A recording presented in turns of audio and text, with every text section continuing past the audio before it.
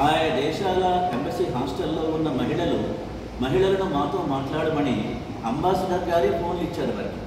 ప్రతిరోజు వారు మాతో సంప్రదిస్తున్నప్పుడు మేము తెలుగు ఎంప్లాయీస్ని పెంచమని త్వరలో నేను కుడిపూడి సూర్యనారాయణ గారు, దీని కోఆర్డినేటర్ పోతుల రత్నవెల్లి గారు, మేము ఢిల్లీ వెళ్ళి రాష్ట్రపతి గారిని, ప్రధాని గారిని, విదేశాంగ మంత్రి గారిని విజ్ఞప్తి చేసి తెలుగు వారి స్టాఫ్ని పెంచమని చెప్తున్నాం ఎంబసీలో.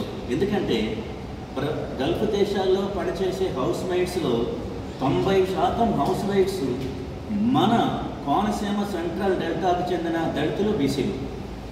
ఇప్పుడు అందరూ వెళ్తున్నారు, పని కోసం ఎవరైనా వెళ్ళొచ్చు. వారందరి కోసం మేము కంకణం కట్టుకొని ముఖ్యంగా కుడిపూడి సూర్యనారాయణ గారు ఎమ్మెల్సీ గారి దయతో ఎంతో సమయం వెచ్చించి దీనికోసం చేస్తున్నారు.